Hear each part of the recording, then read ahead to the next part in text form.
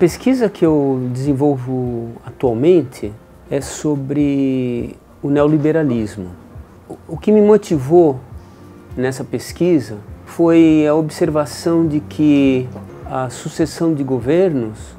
na verdade, sempre deixava um rastro de reformas que podiam ser caracterizadas como reformas neoliberais. Eu comecei a me perguntar, a partir disso, se não havia algo de fundamental ocorrendo na economia, não só brasileira como mundial, que estivesse causando esse tipo de fenômeno, ou seja, a necessidade do sistema capitalista de promover reformas que pudessem reativar o capitalismo, reformas essas que em geral são reformas que são prejudiciais à população. Mas tem também uma outra motivação que é de caráter acadêmico, que foi a observação de que muito do que se falava sobre o neoliberalismo era baseado em interpretações políticas ou de política econômica, ou seja, se interpretava o neoliberalismo como um conjunto de práticas governamentais ou como um conjunto de ideias favoráveis ao pleno funcionamento do mercado sem intervenção de instituições que o pudessem atrapalhar. O que me ocorreu é que seria impossível explicar a abrangência das reformas neoliberais no mundo com base somente na explicação de que essas reformas fossem resultado de políticas econômicas. Seria difícil imaginar uma abrangência tão duradoura e tão ampla ao nível do globo como um todo. Então eu comecei a me perguntar o que estava ocorrendo com o capitalismo mundial no sentido de tentar desvendar o que no marxismo se chama as bases materiais, não só do pensamento, mas também das políticas que se adotam. Essa pesquisa ela implica trabalhar em muitas frentes ao mesmo tempo, porque entender o mundo capitalista hoje requer uma pesquisa empírica em várias frentes. Eu optei por começar com a globalização econômica, porque eu achei que nela estaria contida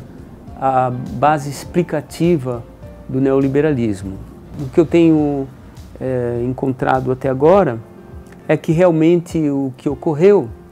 foi que a partir do final dos anos 70,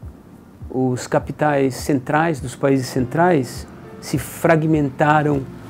ao redor do mundo no sentido de utilizar os espaços das diversas nações para produzir partes daquilo que eles precisam ou para importar partes daquilo que eles precisam e eventualmente executar a montagem do produto num terceiro polo industrial, de tal forma que o mundo tem um perfil agora que é diferente daquele mundo da década de 50 e 60, quando a internacionalização do capital se fazia a partir da instalação de filiais das multinacionais nos países da periferia. Agora não são propriamente filiais, são fragmentos das filiais espalhados pelas diversas regiões, principalmente regiões do Sudeste Asiático, do Sul da Ásia, evidentemente da China e parcelas da América Latina. O que aconteceu com esse processo foi que os países da periferia passaram a competir por investimentos de capital do centro e passaram a diminuir os impostos e a realizar reformas tributárias em favor das empresas e reformas trabalhistas também em favor das empresas. Então note que a gente começa a ter uma explicação da homogeneização das políticas governamentais ao redor do mundo através de um entendimento de como o capitalismo está funcionando. Esse tipo de pesquisa nos permite com que nos situemos no estado atual em que se encontram os ataques aos direitos dos trabalhadores e especificamente aos direitos dos funcionários públicos atualmente empregados, não só no Brasil como no mundo. Então, o que a gente percebe é que se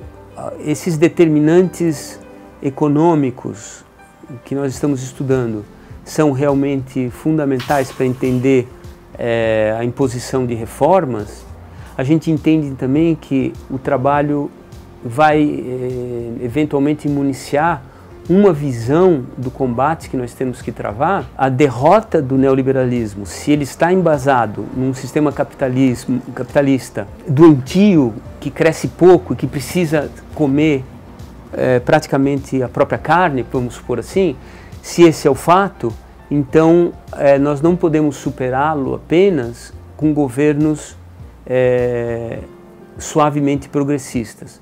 Nós teremos que superá-lo com alguma forma de ascensão das massas, do povo, do proletariado, dos empregados, dos assalariados em geral, a arenas de poder que permitam com que a gestão da riqueza seja realizada em interesse público e não mais com vistas ao interesse privado. Então, essa contribuição que eu pretendo dar com essa pesquisa.